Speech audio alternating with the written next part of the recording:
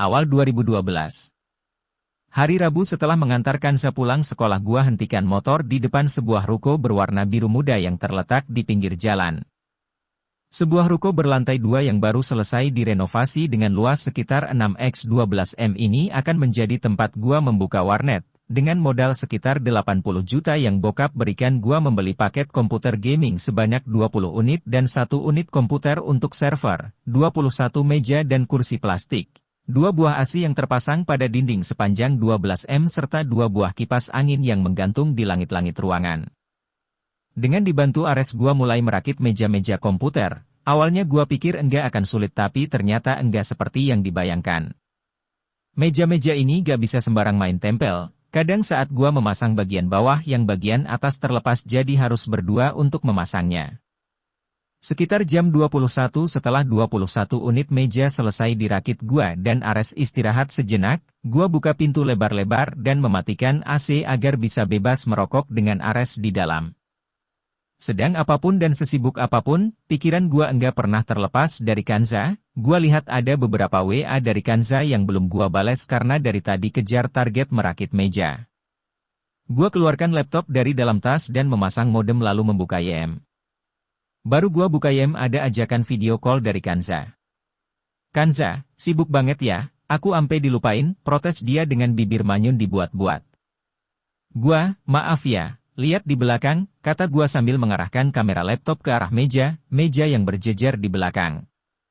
"Kanza, wah itu kamu semua yang pasang?" Gua, "Enggak, gua berdua kok sama Jin Iprit," sambil gua mengarahkan laptop ke Ares yang sedang asik memainkan HP. "Kanza, itu siapa?" Gua, "Ares, entar dia ama temennya yang bakalan jadi operator tapi temennya lagi ke puncak ama ceweknya jadi gak bisa bantuin." "Kanza, duh aku jadi pengen ke sana." Gua, "Ke puncak?" "Kanza, bukan, aku pengen ke warnet kamu." Gua, "Udah malam, entar besok pagi aja ke sini." "Kanza, kali aja bisa mandorin kamu kan?" Gua, "Anjir kesini cuma jadi mandor doang." "Kanza, hehehe kan kalau kamu pegel bisa aku pijitin." Gua, "Boleh tuh." "Kanza, ngeres deh ngeres."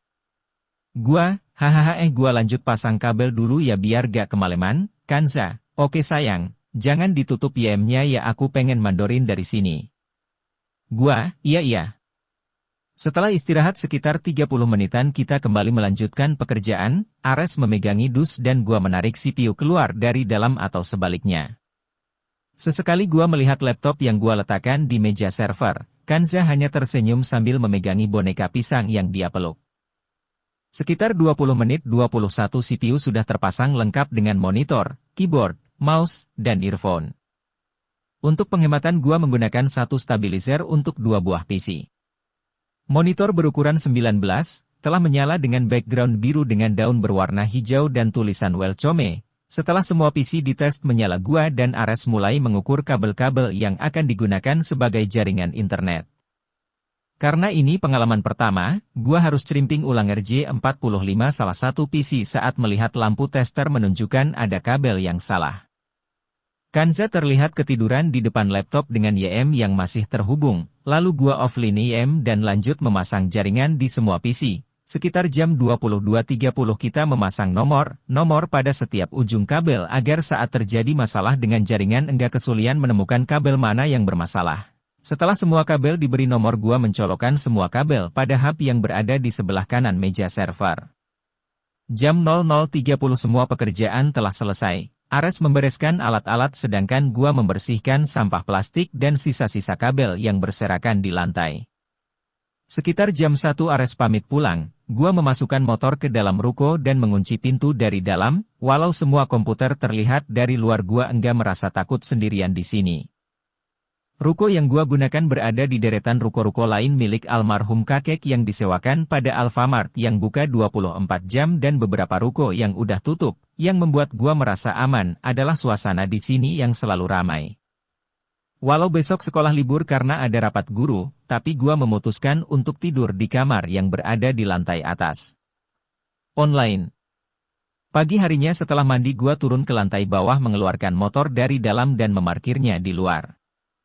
Gua nyalakan semua komputer yang semalam telah dipasang sambil menunggu orang spidol datang untuk pemasangan jaringan internet.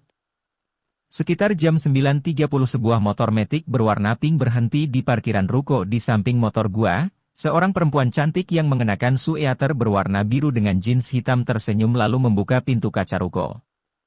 Kok wallpapernya gambar game semua sih? Kata Kanza yang baru masuk, kan emang buat game warnetnya. Ganti aja ganti pakai apa? Pakai foto aku aja, buset narsis banget, hehe biarin. Kami ngobrol ke sana kemari sambil menunggu pihak spidol yang belum juga datang, gua berjalan dan duduk di komputer server sambil memutar lagu yang Kanza minta. I'm telling you I softly whisper tonight. You are my angel. Aishiteruyo. Futari wa hitotsuni tonight. I just try. Wherever you are, I'll always make you smile wherever you are. I'm always by your side whatever you say, kimi we omo ukimochi. I promise you, forever, right now. I don't need a reason I just want you baby alright. Day after day. Konosaki nagai koto suto doka konna boku to suto shinu made stay with me we carry on. Bokura gadeata haiwa futari ni tote ichiban mino kinen no subeki haida ene soshite kyoutu iu haiwa futari ni tote niban mino kinen no subeki haida ene. Kokoro kara aiseru hito kokoro kara itoshi hito. Kono boku no aino manaka ni wa itsumo kimi ga irukara. Wherever you are, I'll always make you smile wherever you are. I'm always by your side whatever you say, kimi we omo ukimochi. I promise you, forever, right now. Kami berdua hanya diam sambil mendengarkan lagu yang selalu kami dengarkan bersama setiap kali kehabisan bahan pembicaraan. Setelah beberapa menit ada seseorang yang berdiri di depan pintu lalu gua berjalan membuka pintu cerek. Selamat siang, kata seorang pria itu. Iya, ada yang bisa saya bantu pak? Saya dari Spidol, ini virtual.net milik Bapak Haris? Iya benar. Bisa bertemu dengan Bapak Harisnya? Iya saya sendiri pak. Kalau gitu saya pinjam servernya sebentar buat pasang jaringan. Oke pak. Gua tarik salah satu kursi komputer klien dan duduk di samping Kanza memperhatikan beberapa orang teknisi spidol memasang sambungan internet. Kanza hanya senyum-senyum sendiri melihat gua. Gila, gua menoyor kepalanya. Ih apaan sih main toyor-toyor aja, protes dia, kenapa coba senyum-senyum gitu? Kirain kamu bakalan nutup mulutnya kayak waktu aku panggil pakai nama itu, tenggalahkan lo pernah bilang gua harus bisa terima. Hehe bagus deh kalau gitu. Iya, udah jam 11 nih makan yuk, ajak gua mengalihkan pembicaraan, hayu. Gua memesan kopi untuk teknisi yang sedang memasang jaringan dan membeli 2 bungkus nasi di warteg yang ada di samping warnet. Lalu kita kembali lagi ke warnet dengan Kanza yang membawa nasi dan gua membawa gelas berisi kopi hitam untuk teknisi. Enggak butuh waktu lama makanan kami habis, setelah memastikan semua bisa terhubung dengan internet teknisi spidol pamit. Dengan bermodal tutorial dari YouTube gua memasang billing di semua komputer dengan Kanza yang duduk di server sambil sesekali teriak, "Ganbate, dasar cewek aneh, gua lagi pasang billing bukan lagi main futsal." Note: gua cuma ngurus pemasangan PC, kabel, dan tempat. Sisanya bokap dan pihak spidol yang ngurus sampai bisa online. Operator galau. 2 bulan kemudian. Enggak sulit untuk mencari orang yang bersedia bekerja sebagai operator warnet. Selain kerja nyantai juga mereka gua bebaskan bermain game selama enggak mengganggu pekerjaan. Warnet buka 24 jam, karena pengunjung yang selalu ramai gua menambah 15 unit komputer dan 2 orang operator tambahan. Vina duduk di server untuk pembayaran billing, pengetikan, scan, burning, dan Andi melayani pengunjung. Walau ada CCTV yang terpasang di beberapa tempat tapi gua selalu meminta Andi untuk memperhatikan motor-motor yang terparkir di luar. Untuk bagian shift malam adalah Ares dan Kiki. Ares dan Andi sengaja gua pisah karena mereka berdua mengerti komputer jadi saat ada komputer warnet yang error mereka bisa mengatasinya. Sedangkan untuk bagian servisan dari luar seperti komputer, laptop dan printer mereka membawanya ke lantai atas untuk gua perbaiki. Hari Minggu sekitar jam 8 dari rumah gua sengaja datang ke warnet untuk mengambil helm yang ketinggalan. Mengapa kau pergi? Mengapa kau pergi di saat aku mulai mencintaimu, berharap engkau jadi kekasih hatiku, malah kau pergi jauh dari hidupku? menyendiri lagi, di saat kau tinggalkan diriku pergi. Tak pernah ada yang menghiasi hariku, di saat aku terbangun dari tidurku. Suara lagu galau terdengar sayup-sayup dari speaker server saat gua memasuki warnet. Walau masih pagi, hari Minggu warnet udah dipenuhi pengunjung yang sedang asik bermain game online. Gua lihat Andi sedang duduk di server seperti enggak menyadari kedatangan gua. Kenapa lo?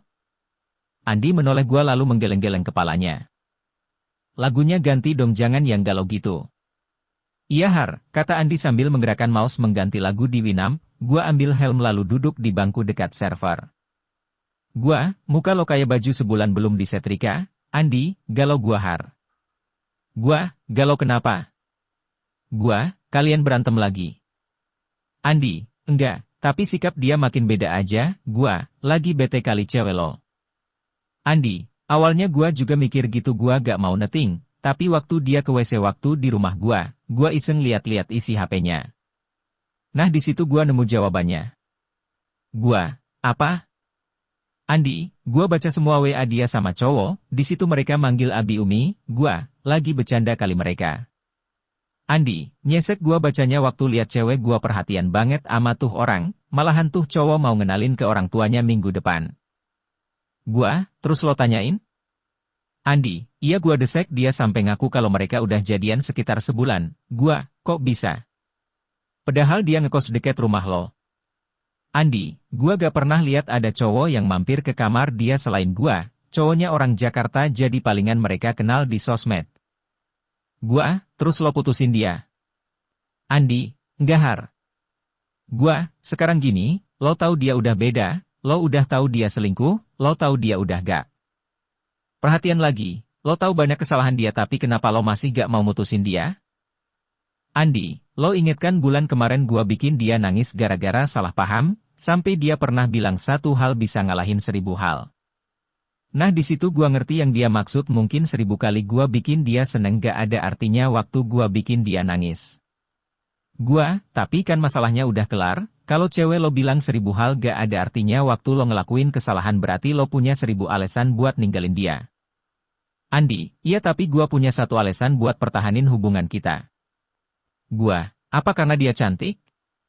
Dia perhatian? Dia selalu ngertiin lo? Tapi kan sekarang udah enggak lagi. Andi, bukan, tapi gua masih sayang dia Har. Gua sayang banget sama dia, gua udah nabung buat lamar dia tahun depan. Gua, hadiuh sekarang gini, lo udah pernah pakai dia? Andi, gua gak pernah pakai dia.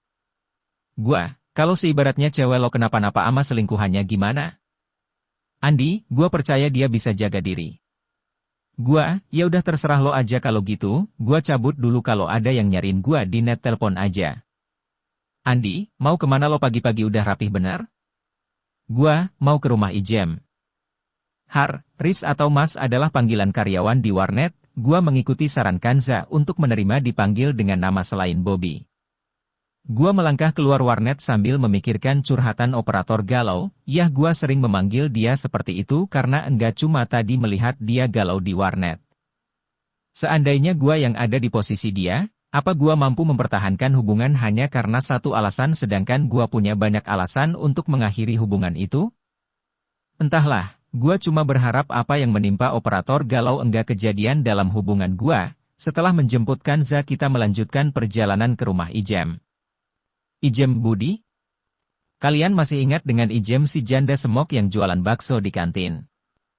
Sekarang dia sudah enggak lagi berstatus janda karena dia sudah menikah tahun lalu dengan Pak Budi. Sekitar jam 10 WIB gua dan Kanza sedang dalam perjalanan ke rumah Pak Budi untuk melihat anaknya yang baru berumur sekitar 1 minggu. Setelah sempat kesasar di ganggang sempit akhirnya kita sampai di sebuah rumah yang terletak di pemukiman padat. Kami turun dari motor dengan membawa kado yang berisi keperluan bayi. Tok. Assalamualaikum, gua ketuk sebuah pintu berwarna hitam. Waalaikumsalam, jawab seseorang dari dalam rumah. Crek, pintu dibuka. Wah, ada murid kesayangan bapak nih, ayo masuk ke dalam, kata Pak mengajak kami masuk.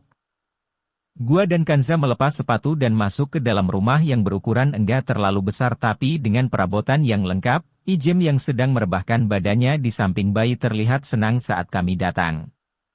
Pak Budi pergi ke dapur menyiapkan minuman, gua dan Kanza duduk di samping bayi yang sedang tertidur lelap.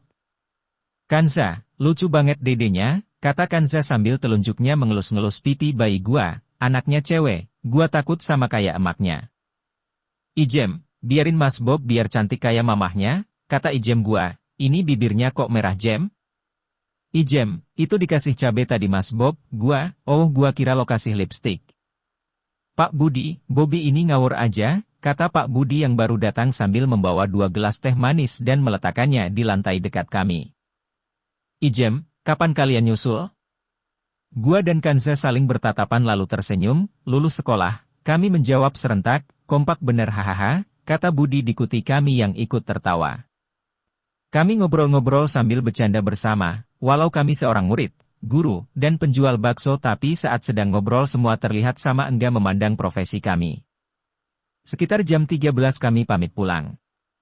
Sepanjang jalan Kanza terus membicarakan apa yang akan kita lakukan nantinya setelah lulus sekolah. Gua sudah buka usaha untuk kuliah dan nikah sedangkan Kanza dia sudah mempersiapkan diri menjadi ibu rumah tangga. Walau mempunyai pembantu di rumahnya Kanza enggak pernah manja. Dia sering ikut masak dan bersih-bersih rumah karena dia menganggap Beiromlah sudah seperti keluarga dia sendiri. Sekitar jam 13.45 kami sampai di rumah gua, karena ini hari Minggu bokap dan nyokap ada di rumah. Setelah gua kenalkan dengan orang tua beberapa minggu lalu Kanza jadi sering mampir ke rumah, dia udah seperti bagian dari keluarga kami sedangkan gua nggak pernah sekalipun bertemu dengan kedua orang tua Kanza. Bukan karena Kanza yang melarang, dia sudah memperbolehkan gua untuk bertemu tapi gua yang menunggu waktu yang tepat di mana gua sudah lulus sekolah dan memiliki penghasilan cukup untuk meyakinkan mereka bahwa gua siap untuk menikahi Kanza. Kanza berjalan ke dapur membantu nyokap memasak, sedangkan gua ke belakang rumah untuk mengambil buah-buah mangga yang sudah matang. Setelah makan siang, gua dan Kanza duduk-duduk di bangku kayu yang berada di bawah pohon mangga sambil mengupas mangga yang tadi gua petik. Kanza, seandainya kita punya anak mau kamu kasih nama apa? Gua, Markonah aja. Kanza, iga ada yang lebih bagus apa namanya? Gua, itu kalau cewek, kalau cowok namanya Saud atau Miang atau, Kanza, Bobby, kata Kanza melanjutkan. Gua, itu kan nama gua Za. Kanza, tapi nama asli kamu kan Haris. Gua, heu jangan dah pokoknya jangan, Kanza, terus kasih nama apa dong? Gua, udah entar aja nama MAH, makan dulu mangganya, kata gua setelah selesai mengupas mangga. Hari mulai sore, gua mengantar Kanza pulang sampai depan gerbang seperti biasa dan gua langsung pulang enggak mampir dulu karena udah maghrib. Kami memang masih duduk di bangku sekolah, tapi kami punya banyak harapan dan kami telah merencanakan semua yang akan kita lalui setelah kelulusan. Kami sadar semua telah ditentukan oleh Yang Maha Kuasa, tapi enggak ada salahnya kami berencana dan biarkan Tuhan yang menentukan hasilnya. Panik. Beberapa minggu menjelang ujian nasional, hari ini gua datang ke sekolah lebih pagi karena ada tugas yang belum dikerjakan. Setelah tugas beres dengan hasil mencontek gua keluar kelas ke tempat biasa Kanza menunggu gua datang. Jam digital di HP menunjukkan pukul 6.45, biasanya jam segini gua yang baru datang dengan Kanza yang menunggu di sini tapi kenapa justru gua yang duduk di sini sedangkan Kanza belum kelihatan dari tadi. Gua coba mengirim pesan. Tuh Kanza, kok belum dateng? Gua menatap HP yang gua genggam menunggu balasan 5 menit. 10 menit. 15 menit. Tet bel berbunyi. Gua berjalan ke lapangan untuk mengikuti upacara, selama upacara setiap kali mendengar suara gerbang dibuka gua menoleh tapi lagi-lagi bukan orang yang gua tunggu yang masuk melainkan guru-guru yang baru datang. Selesai apel gua telpon Kanza tapi enggak diangkat, sepertinya dia masih tidur karena percuma aja gua telpon HP dia silent kalau tidur.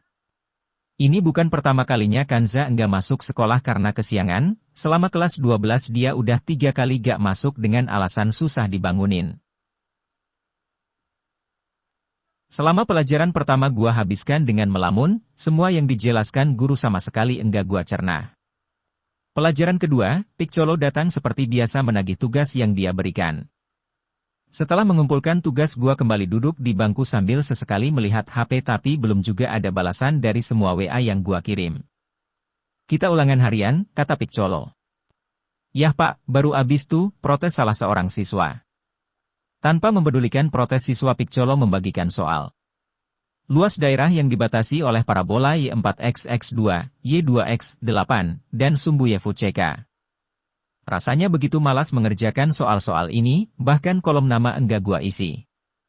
Gua hanya membalikan soal dan menggambar Dirli dengan rambut keribo di belakangnya. Dret, dret, dret, HP gua bergetar lama ada panggilan masuk, gua ambil HP di saku celana dan ternyata itu panggilan dari Kanza. Dasar Kanza, pasti tadi susah dibangunin lagi. Piccolo yang dari tadi terus mengawasi kelas membuat gua enggak bisa mengangkat telepon, lalu Kanza menelpon lagi, tapi tetap enggak gua angkat sampai panggilan kelima baru gua meminta izin ke WC tapi Piccolo enggak memperbolehkan, dengan kepala yang sedikit menunduk gua diam-diam mengangkat telepon. Gua lagi ulangan, kata gua sambil bisik-bisik di telepon. Kanza, halo, suaranya terdengar enggak asing tapi bukan suara Kanza gua, ini siapa? Kanza, ini Beirom lah mas, Neng Kanza masuk rumah sakit. Gua, jangan bercanda lo, gua teriak dan membuat semua melirik ke arah gua. Bobby tutup teleponnya, kata Piccolo yang berteriak di depan tapi gua enggak mempedulikannya, lalu dia bangun dari meja guru dan melangkah. Kanza, Bibi serius mas, sekarang Bibi lagi di rumah sakit. Tadi mau nelpon orang tua Neng Kanza tapi gak ada pulsa jadi minjem HP Neng Kanza terus Bibi lihat ada banyak WA dari Mas Bobby jadi Bibi sekalian telpon. Gua, emang Kanza kenapa? Gua kembali berteriak, seketika Piccolo menghentikan langkah kakinya menatap gua penuh tanya. Kanza, Mas Bobby kesini aja. Gua, rumah sakit mana? Kanza, entar Bibi WA, gua, iya. TUT telpon diputus sepihak. Gua menundukkan kepala sambil berdiri dan melangkahkan kaki, Bob, Darno memanggil gua tapi enggak gua jawab. Mau kemana kamu? Kata Piccolo yang berdiri di depan gua.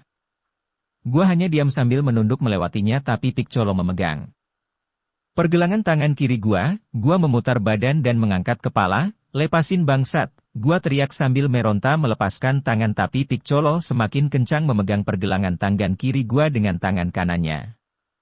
Bak. Piccolo menampol wajah gua dengan tangan kirinya. Bruk tas yang gua genggam di tangan kanan jatuh ke lantai. Gua menonjok wajah Piccolo sekeras-kerasnya sampai dia melepaskan tangannya lalu mencengkram lehernya sampai dia kesulitan bernapas, lo dengarkan tadi? Udah jelas gua mau ke rumah sakit, lalu gua lepaskan lehernya dan mengambil tas yang ada di lantai, gua menggeleng-geleng kepala saat melihat Darno yang sedang berdiri di meja dengan tas yang dia genggam seolah memberikan isyarat agar dia tetap melanjutkan ulangan. Gua lari meninggalkan kelas dengan tergesa-gesa ke tempat parkir, karena satpam yang berjaga di gerbang kenal baik dengan gua jadi bisa dengan mudah keluar tanpa harus memberikan surat izin. Halaman akhir. Gua melaju dengan kecepatan penuh ke rumah sakit yang Beirom lah beritahu lewat WA, kenapa Kanza bisa masuk rumah sakit? Apa dia sakit? Tapi kemarin dia enggak ngeluh sakit atau ada tanda-tanda sakit. Begitu banyak pertanyaan-pertanyaan yang melintas di otak sampai beberapa kali gua hampir menabrak kendaraan karena enggak konsentrasi bawa motor. Setelah memarkirkan motor gua langsung lari dengan tergesa-gesa menuju tempat di mana Beirom lah menunggu. Huha-huha. Napas gua terengah-engah, Beirom lah langsung berdiri dari tempat duduk yang ada di dekat pintu masuk saat melihat gua datang. Kanza di mana Bei? Dia hanya diam sambil sesenggukan, lalu dia berjalan membuka pintu. Cerek. Beberapa suster yang sedang bertugas menoleh ke arah kami yang baru masuk, Beirom lah berjalan dengan gua yang mengikutinya di belakang menuju sebuah ranjang yang berada di pojok ruangan. Gua enggak melihat senyuman manis yang biasa dia lontarkan, Kanza hanya diam tanpa memanggil nama gua seperti setiap kali kita bertemu. Rasanya begitu sakit melihatnya, dada ini terasa begitu sesak saat Beirom lah membuka kain putih yang menutupi bagian wajah Kanza. Air mata tak dapat terbendung lagi saat melihat wajahnya yang pucat dengan luka-luka di dekat mata. Zetza, gua coba memanggilnya, Mas Bob, Neng Kanza udah enggak ada. Mendengar Beirom lah bicara seperti itu gua sedikit memutar badan dan menatap Beirom lah seolah enggak percaya dengan apa yang dia ucapkan, ini pasti bohong kan? Jawab ini pasti bohong teriak gua dalam hati. Tadi pagi. Tadi pagi Neng Kanza bangun kesiangan terus dia bawa motor takut telat kalau naik angkot, padahal biasanya Neng Kanza paling gak mau bawa motor ke sekolah. Kata tukang dagang yang jualan di dekat SD dia bilang ada anak SD yang nyebrang sembarangan, anak SD itu hampir ketabrak motor yang lagi ngebut tapi yang bawa motor ngebuang ke kanan. Dari arah berlawanan ada Neng Kanza lagi ngebut jadi motor mereka adu domba, Neng Kanza mental dari motor terus kepalanya duluan yang ngebentur jalan. Warga yang ada di sekitar sekolah SD langsung lariin Neng Kanza sama orang itu ke sini, kata Bei Romlah menjelaskan. Terus yang nabraknya gimana Bei? Orangnya mana? Tanya gua sambil menggoyang-goyang bahu Bei Romlah. Yang nabraknya udah dibawa pulang duluan mas, dia meninggal waktu dalam perjalanan ke rumah sakit. Setelah mendengarkan penjelasan gua lepas bahu Bei Romlah dan kembali menatap wajah Kanza. Za, bangun, Za. Za, jangan tinggalin gua Za. Za. Kanza. Kanza, di tengah isak tangis gua terus memanggil Kanza dengan suara semakin pelan sampai gua sendiri enggak bisa mendengarnya. Gua gak tahu harus berbuat apa, gua hanya bisa nangis. Semua kenangan bersama Kanza seperti diputar secara bersamaan. Bobby, suara dia memanggil gua masih terngiang di telinga, rasanya seperti mendengar dia memanggil nama gua. Saat kita pertama kali bertemu, saat kita menghabiskan waktu bersama, dan saat kita menentukan halaman akhir kisah yang kita buat. Tapi kenyataannya rencana yang kita rangkai enggak sama dengan rencana yang telah Tuhan siapkan untuk kita. Mata gua terbelalak saat sebuah tangan memegang bahu sebelah kanan, gua sedikit memutar badan dan menolehnya, "Kamu Bobby?" Tanya seorang bapak-bapak yang menggunakan jas hitam sambil menggendong anak kecil bersama seorang perempuan yang menutup mulutnya sambil menangis. Gua hanya manggut-manggut, entah kapan mereka datang sepertinya lamunan tadi. Membuat gua enggak menyadari kedatangannya. Dari wajahnya bapak-bapak ini sedikit mirip dengan Kanza tapi ibu-ibu di sampingnya dia terlihat orang Sunda asli, sepertinya ini nyokap tiri dan adiknya. Tolong ikhlasin kepergian Kanza, kata bokapnya dengan suara bergetar dan mata yang berkaca-kaca.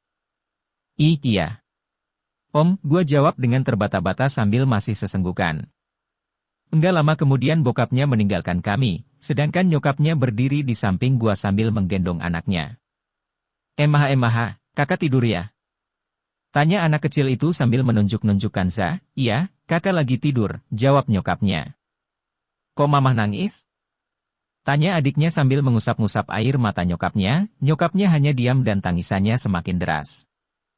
Setelah semua urusan di rumah sakit beres gua ikut ke rumah orang tuanya yang berada di daerah Jakarta Selatan, beberapa orang kerabat dan saudara Kanza menyambut kedatangan mobil ambulans yang baru datang di rumah duka. Gua berjalan mengikuti beberapa orang yang membawa Kanza ke ruang tengah, rumah ini terlihat begitu besar dan rapi. Gua duduk di samping Kanza yang sedang terbaring dengan wajah yang tertutup oleh kain putih. Lalu gua ambil Al-Quran yang disediakan dan ikut membaca surat Yasin bersama beberapa orang. Sekitar jam 15 dari masjid beberapa mobil dan motor mengikuti sebuah mobil berwarna hitam yang membawa Kanza menuju TPU yang terletak enggak jauh dari sini. Gua duduk di bangku belakang mobil bersama nyokap dan adiknya yang sedang tidur. Gua hanya diam sedangkan nyokapnya terus mengusap air matanya dengan sapu tangan yang terlihat sudah basah. Tinggal Ferin. Gua menolehnya seolah bertanya, maksudnya.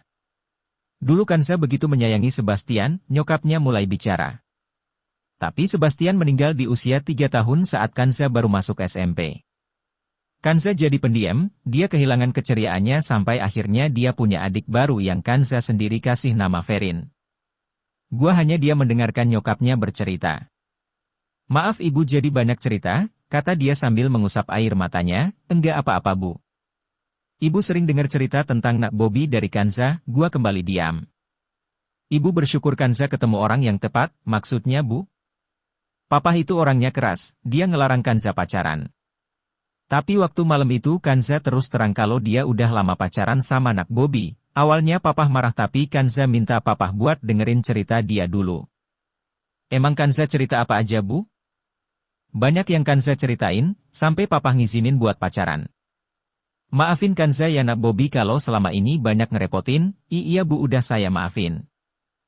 Sekitar jam 16 gua ikut menggotong keranda jenazah ke sebuah liang lahat yang berada di tengah-tengah TPU. Rasanya enggak rela saat melihat Kanza harus sendirian di dalam sana dengan papan yang menghimpit tubuhnya.